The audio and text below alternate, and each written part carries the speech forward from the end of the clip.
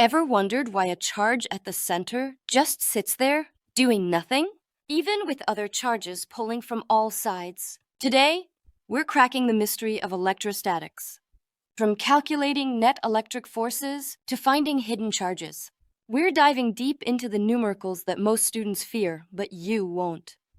You'll learn how to balance charges like a pro, visualize electric field lines like a map, solve for the mysterious unknown charge, understand dipoles and the torque they feel in electric fields.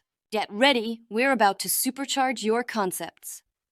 Let's solve electrostatics the smart way through killer numericals. So now over to my friend. She's going to explain you how to crack electric charges and fields numericals in an easy way. First question.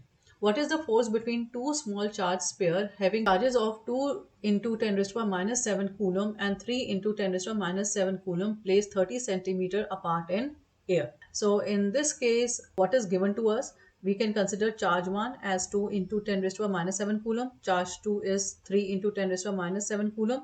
And the radius, you have to convert the centimeter into the meter by dividing it by 100. So this will be 0.3 meter. Now what you have to find the electrostatic force between the spheres. So now if I draw here, this is your Q1 charge and this is your 2Q charge. Q1 is equals to 2 into 10 raised to power minus 7 coulomb. Q2 is equal to 3 into 10 raised to power minus 7 coulomb, and they are separated at a distance of zero point 0.3 meter. Now we know that the formula for the Coulomb force that I have mentioned here, that is equals to 1 upon 4 pi epsilon naught, that is equals to Q1 into Q2 upon R square, where epsilon naught is the permittivity of the free space. For our easy calculation, I can write this 1 upon 4 pi epsilon naught as K into Q1 into Q2 upon R square. Now I am going to substitute the values. In this case, we have to find the force. So the value of the K is 9 into 10 raised to power 9, right? And then we have 2 into 10 raised to power minus 7 and 3 into 10 raised to power minus 7, and that is divided by 0.3 whole square. The final answer is 6 into 10 raised to power minus 3 Newton. Now the second question. Now the electrostatic force on a small sphere of the charge 0.4 microcoulomb due to another small charge minus 0.8 microcoulomb in air is 0.2 Newton. We have to find first what is the distance between the two spheres and what is the force on the second sphere due to the first one. So now, first of all, we have to find the distance. So in this case, electrostatic force is given 0.2 Newton.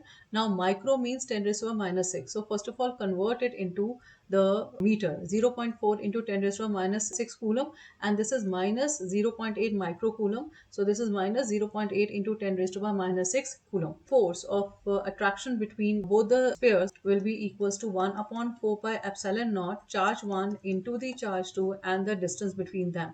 Now this distance between them we have to find in the first question, right? And we know the value of 1 upon 4 pi epsilon naught. I can write down this as K, and that is equals to Q1 Q2 upon R square, and the value of K is 9 into 10 raised to power 9 Newton meter square upon the Coulomb square. So now I am going to substitute the value. I am going to take R here and I am going to take force down. So my R square will be equals to K into Q1 into Q2 upon F. So here R square will be equal to K. The value of K is 9 into 10 raised to power 9. Q1 I am going to take it as mod, that is 0.4 into 10 raised to power minus 6, that is just the value. And for the Q2 it will be 0.8 into 10 raised to power minus 6, and we are going to divide it by the force, that is 0.2 Newton. You should get 144 into 10 raised to power minus 4. You have to shift the decimal so that this is also an even number. The power is also even number because we have to take the square root.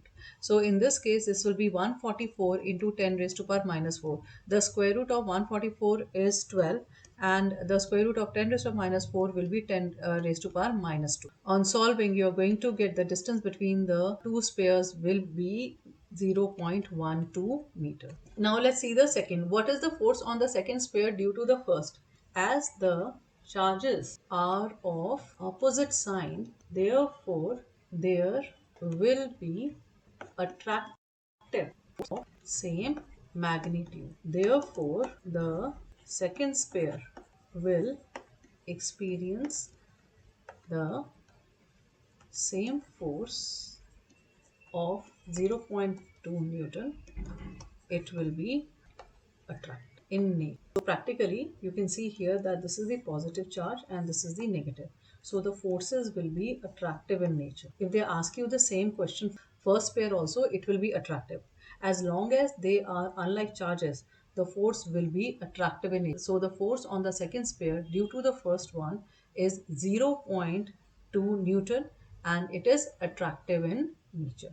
You cannot write negative and positive, because why I'm telling you, if you say this is negative or the positive, then you have to tell her what you are taking as positive, which direction you are taking as positive. Are you taking left to right positive or right to left negative? You didn't mention it, and then you are now saying negative. From where this negative is coming? Negative means opposite. We don't, if the charges is here or what, so why you want to get into that complication? Why you writing negative? Opposite word, that is a general word. Just because they're opposite charges, they are attractive in nature. Don't write negative and positive unless and until you're mentioning the concrete direction of the force. This is the third question. Now, these types of questions are very common. They are easy if you understand. Remember that whenever you find the charges of negative, keep in mind the force. First of all, see whether it is an attractive force you're talking about or the repulsive force.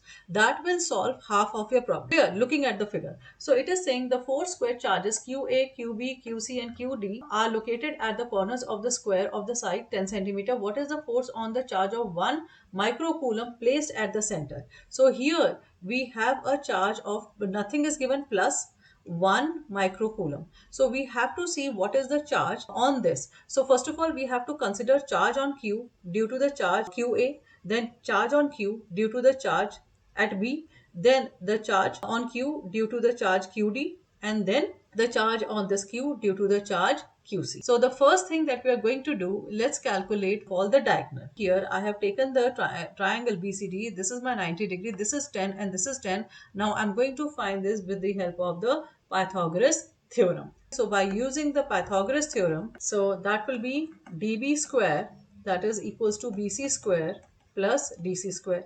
So your dB square will be equals to 10 square plus 10 square.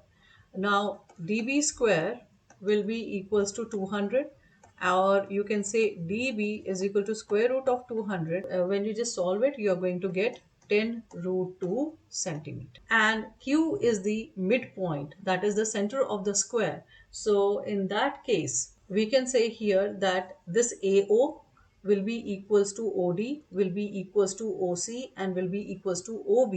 That will be equals to the half of dB. So AO will be equals to OB is equal to OC is equal to OD. That will be half. AO is equal to OD, that is half of, that is 10 root 2. That will come out to be 5 root 2 centimeter.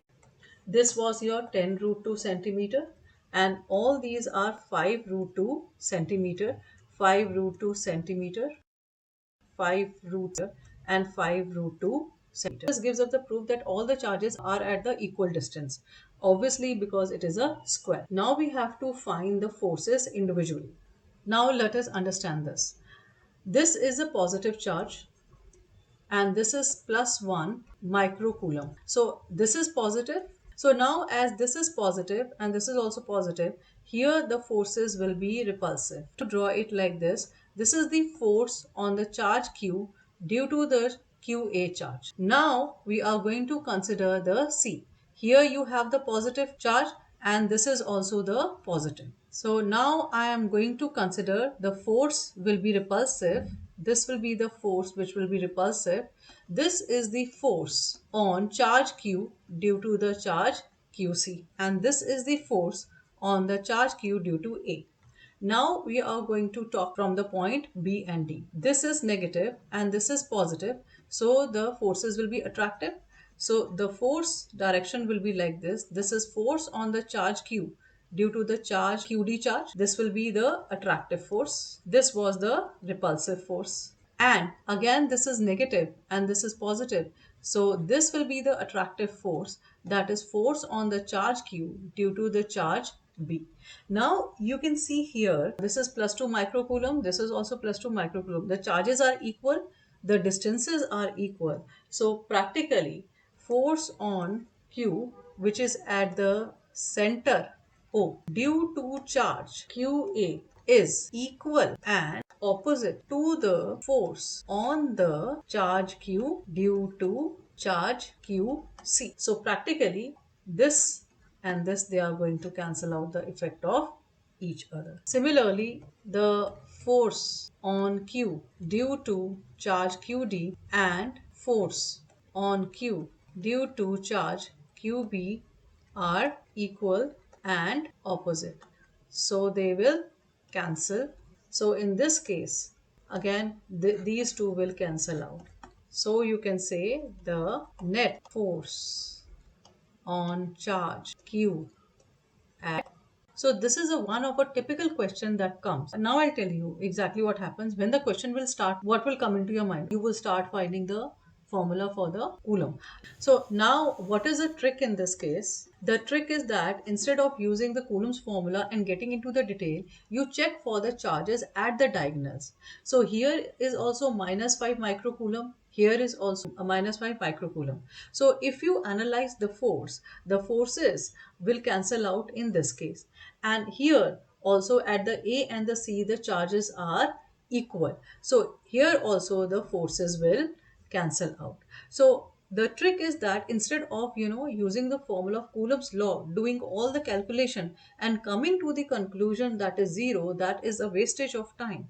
So before applying the Coulomb's law in the figures like this, which are the symmetric figures, try to analyze what is there. The trick is, if on the diagonals the charges are same, the forces will cancel out in that case, whether they are same positive charges or they are same negative charges. So I'm just writing down the trick that if the charges on diagonal of a square or a figure are of same magnitude and charge, then in that case the forces cancel. Two charges QA, that is 3 microcoulomb, and QB minus 3 microcoulomb, are located 20 centimeter apart in vacuum. What is the electric field at the midpoint of the line AB joining the two? Whenever the word midpoint is given, or if it is given equilibrium, to maintain some equilibrium, that is a stable position, we are always going to consider that any third object or that point is the center point. That is a trick, you can use it. So here the charge is plus 3 microcoulomb, and here the charge B is minus 3 microcoulomb, right? And the distance between them is 20. So this is the center. So this will be 10 centimeter and this will be 10 centimeter. AO is equal to OB is equal to 10 centimeter. What we need to find in this case, what is the electric field at a midpoint of the line joining the two charges? For that, we have to consider the charge at the point O. So now we have to find out first of all the electric field due to the charge A, and then we have to find the electric field due to the charge B in that case. So I'm considering first of all A here, and I'm considering O here, and this is a positive charge. This is 10 centimeter and the charge at A is plus 3 microcoulomb. So I'm writing the electric field due to the A, that is K due to charge A upon is the R square. So in this case your R square is your OA square. So I'm just substituting the value quickly. 9 into 10 raised to power 9 into 3 into 10 raised to 6. I would be taking the mod, and the radius is 10. 10 I have to convert it into the meter. So 10 raised to power minus 2 whole square. And what will be the direction? Direction will be along OB. So if I consider this B here, because we have to take into consideration the repulsive force. Here we have to find the electric field at the midpoint. So the electric field due to the positive charge is always outward. So the direction of the electric field due to the A will be in this outward direction. Now I'm considering the second part, the electric field at the point O due to the B. So again, K into charge B upon R square. Here this is OB square. That is 9 into 10 raised to power 9. We are going to take the mod, that is 3 into 10 raised to power minus 6. And this is your 10 into 10 raised to power minus 2 whole square. Now what will be the direction in this case? So if you consider this is your B and this is your O, and what will be the force? Will be attractive force due to the negative charge is always inward. So the force of the B will be here. So if you see here, This is your A and this is your O and this is your B.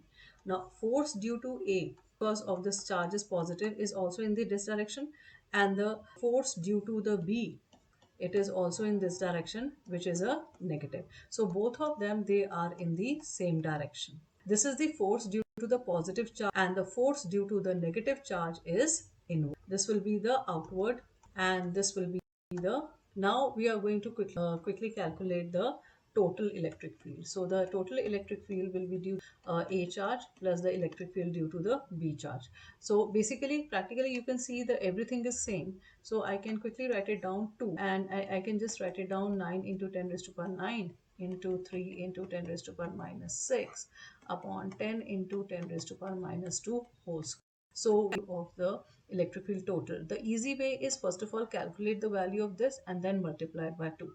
So the final answer is 5.4 into 10 raised to power minus 6 Newton per Coulomb, and it will be along OB.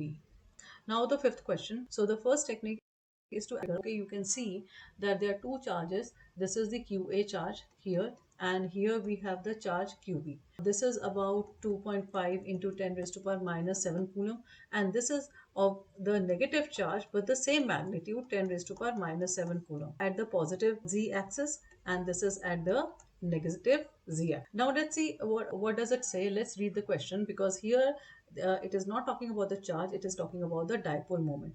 So that means we have to take into consideration the concept of the dipole moment. Now the system has two charges, QA, that is 2.5 into 10 to the minus 7, and QP minus 2.5 into 10 to the minus 7, located at the points. These are the positions of the QA and QB are given. What are the total charge and the electric dipole moment of the system? So now in this case, how you are going to calculate the total electric charge as well as the dipole moment in this case. So if I just consider this, okay, let me just give you the hint. So first of all, this we can consider as A, which is QA here, and let us consider B here, which is QB here. This is the positive charge and this is what you have is the negative charge, and this is what you have is the point. So first of all, it's easy. The total system, what we can calculate, Q, that is equals to charge at A plus minus 2.5 into 10 raised to power minus 7.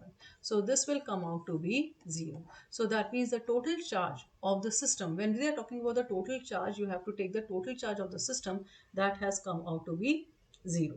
Now the second concept, you have to calculate the dipole moment of the system.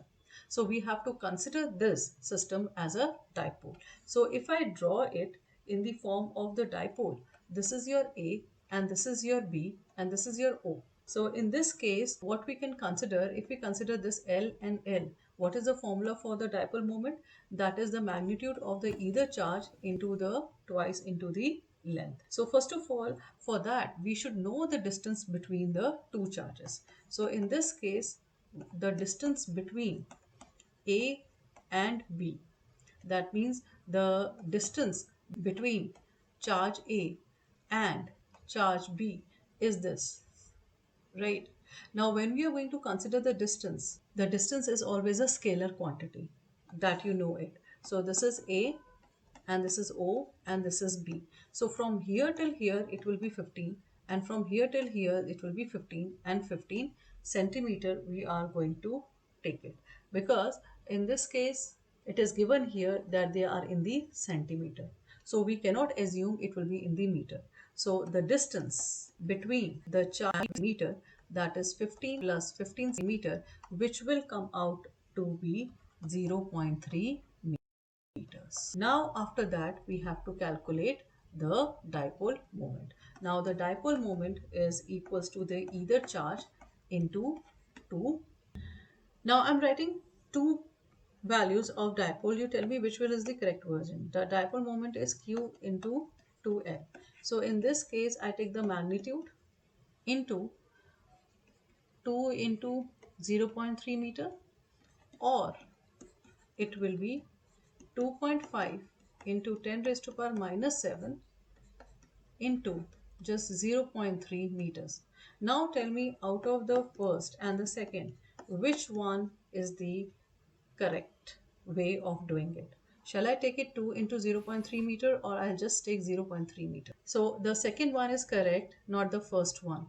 Why? Because this is 2 into L. L is what? This is your A, this is your B. If you consider the dipole, this is the L. This L was 15 centimeter. Is that clear? And this L was 15 centimeters. So we calculated the distance between AB. So I calculate the distance between the AB, which I calculated the whole 2L. So basically this 2L is equals to 0.3 meters. Is this clear? This is L and this is L. So this was 30 centimeter, which I converted into the meter. So the 2L was 0.3 meter. So this is the correct value. Please don't do this blunder. If you don't want to do this, you can do like this: 2.5 into 10 raised to power minus 7. If you want to put 2, then write 15 divided by 100, converting it into the meter, then get the answer. Because you are considering L here. Or if you are finding the value between A and B, that means you are finding 2L, that is equal to 0.3 meter. Then you don't have to put this 2. That is a wrong. Hope you understood the concept easily. For more helpful videos on electric charges and fields numericals, don't forget to click the link below. Also, keep watching Trans E-Learning for more easy-to-follow videos on practice problems on electric charges and fields and other concepts. In our upcoming numerical videos, we will show you how to crack the problems related to electric flux, linear charge density, find electric field between the plates, finding dipole moment, and many more. So stay tuned with Trans E-Learning. Thank you.